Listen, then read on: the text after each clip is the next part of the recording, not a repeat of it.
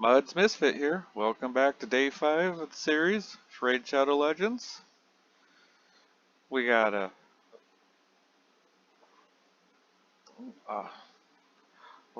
we got an offensive set, 2-piece for a reward today.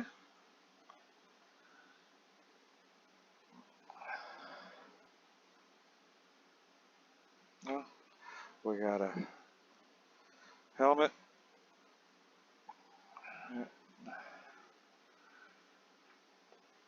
We're making some progress. We did manage to get Kale ascended all the way up to level 5-star and level 50.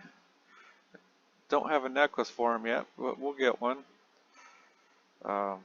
We did get Fane from that promo code that came out yesterday. I went over it yesterday, but I'll go over it again real quick. And it's TGA sale.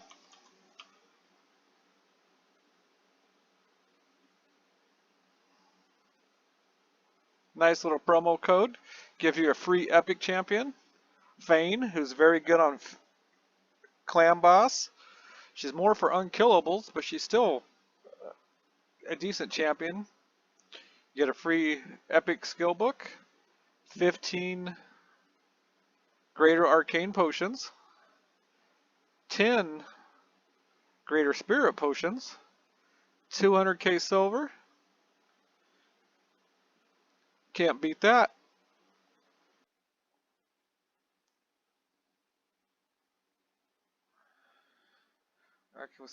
Like I was saying, Fane is generally used in unkillables towards mid to late game for the clan boss. She does really good damage, but she's tough to keep alive. So, she does not have real good. Let's go back to the index. She's a Skinwalker. She is really nice for faction wars. She does pretty good damage against the bosses. But her base defense, 727, it's really low. So, I mean, she can, she's a glass cannon. But for a new account, I'm going to say, she's going to be pretty good on lower level clan boss. So, I'm pretty happy with getting that one. Especially considering I don't got a large champion pool yet. So, but she, is worth at least taking to 50 early on, probably. But on her A1, she attacks one enemy 2 times. Each hit has a 35% chance of stealing 5% of the target's current turn meter. And that books up another 15% to 50%. So her A2 attacks one enemy, has a 75% chance of placing 2 5% poisons for 2 turns. That books up to 100%. And then once she's ascended, she also places a 50% decreased attack. Ascended to level 3, that is. So, and then her flowing style, she'll attacks one enemy 3 times. The first hit has a 75% chance of placing a 60% decreased defense, 100% when booked, for 3 turns. The second hit has a 75% chance of placing a 25% weaken debuff for 3 turns, 100% once booked. The third hit heals this champion by 40% of their max HP for every debuff on the target. So, like I said, she's really good against the bosses and faction wars. So she can help you there a little bit. Like I said, she is tough to keep alive. She is a glass cannon, so that's something to remember. And she is a really nice damage dealer for clan boss. Like I said, normally she's used on unkillables teams, but that's not the easiest to get. So early on, though, I think she'll be good for helping us progress on clan boss to get some better chests. So that was a nice little promo code to get her yesterday.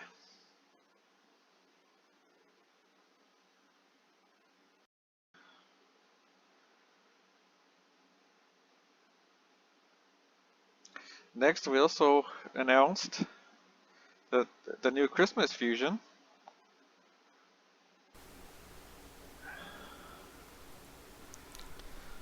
Okay, well the Christmas fusion for Tatara Rhymehide, probably butchered the name, but it will be starting next Thursday, December 16th, and he is an outstanding looking champion in my opinion. One of my favorite looking in the game.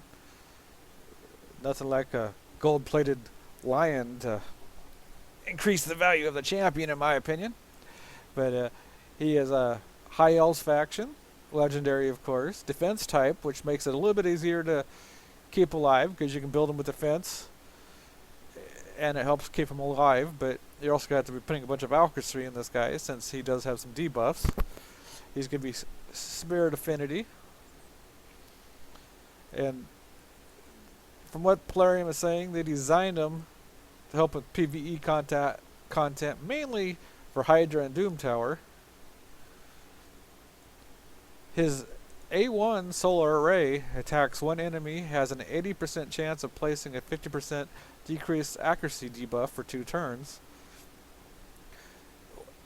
His A2, Wings of Shelter, it's got a 5-turn cooldown, unbooked. We don't have any idea how much it'll unbook, they haven't told us yet. But it places a block debuffs and a 60% increased defense buff on all allies for 2 turns. Kind of a nice buff. It'd be kind of nice if there was an attack to go with that, but we'll have to see on that. His A3, Otherworld Breach, has a 5-turn cooldown, unbooked.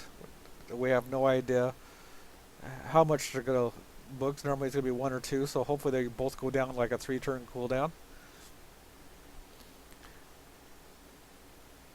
But it attacks all enemies, places a perfect veil buff on all allies except this champion for 2 turns. Also places a shield buff on this champion for 2 turns equal to 20% of the damage inflicted. Perfect veil comes in real handy. There's only a few champions that actually have an AoE perfect veil. As far as I know, it's just so there's only 2 others, so this will be a nice add to the game. His passive, Glimmerhide, when attacked, reflects 30% of the damage the champion receives back to the attacker. Mediocre. Also has a 30% chance of placing a freeze debuff on the attacker for 1 turn. 30% is not great, but it's not bad for a passive. So, I mean, that could be a nice little passive. But, you know, like I was saying, I think he's a great looking champion. So, we'll have to see. I know I'll definitely be doing it on my main. Let's see. On this account, no. I'm nowhere near anywhere close to being able to do a fusion on this guy. So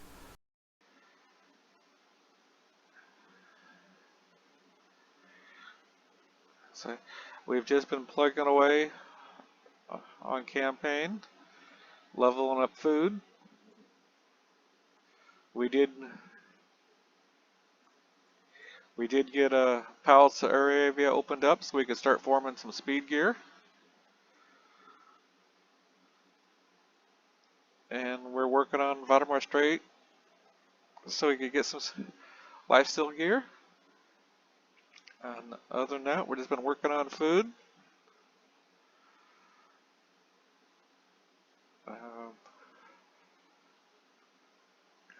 Hasn't been a whole lot other else going on that.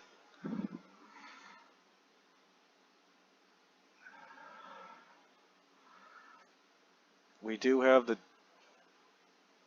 2x voids going on right now, along with the 10x today on Ursa. We've got Necrit tomorrow, but I'm not too worried about an epic or a legendary at this time, so we're just gonna go on ahead and let's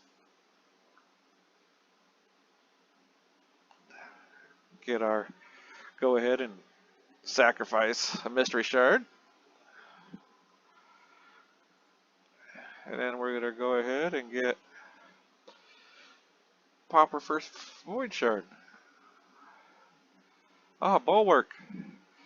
He's good for clan boss. He's got a weaken, 15% chance of placing a 50% weaken for 2 turns. Books up to 30%. And he's got an HP burn on his A2. Books up to 100% for 2 turns. And then he's got a passive. When he's attacked, he has a 30% chance of extending the duration of all debuffs on the attacker. So that comes in pretty handy on the clan boss, especially early on. And then he's got a defense in all battles by 17%.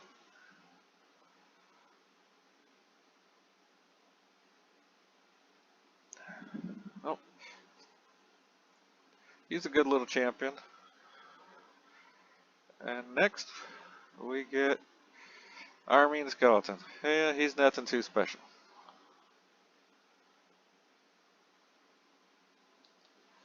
He attacks one enemy, 30% chance of placing block buffs for 2 turns, 40%, 50% once booked.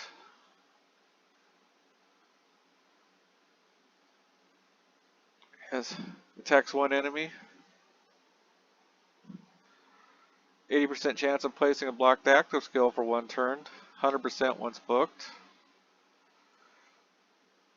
Attacks one enemy, places a 30% increased defense buff on this champion for 2 turns. He's nothing. With it all being single target and just himself, it doesn't really help the team a whole lot. I mean, there is worse champions out there, but yeah. But we probably will, I don't know. But Bulwark is one that will be built at some point. Not going to be high priority, but he is definitely worth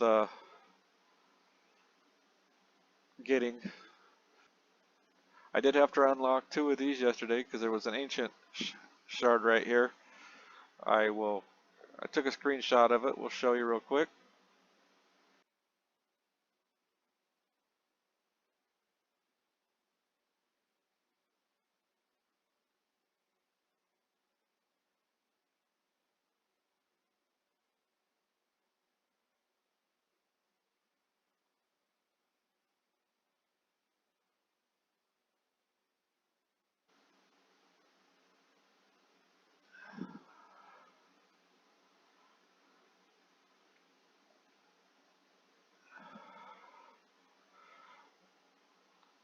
And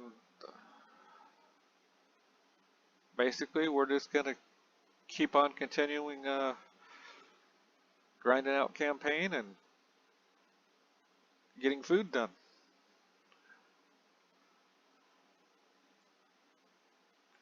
Once we get to 60, it'll start helping out quite a bit, but we're starting, like I said, luckily that's basically all we got, is a whole lot of food.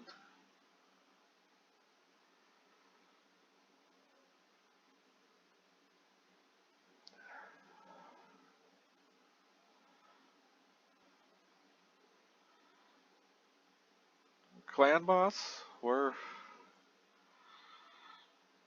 kind of plugging away on it.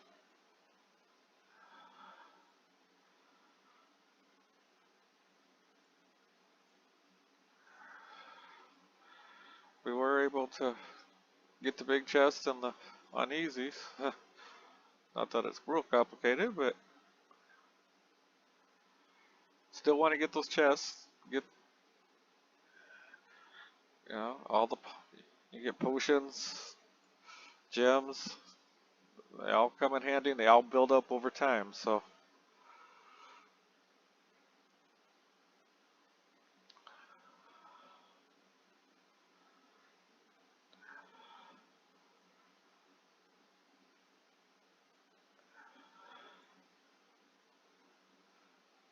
but we're still just kind of plugging away, trying to get a couple decent speed sets. That'll help us out once we start hitting the dungeons pretty heavy. So, and while we're doing that, we're just leveling up food. So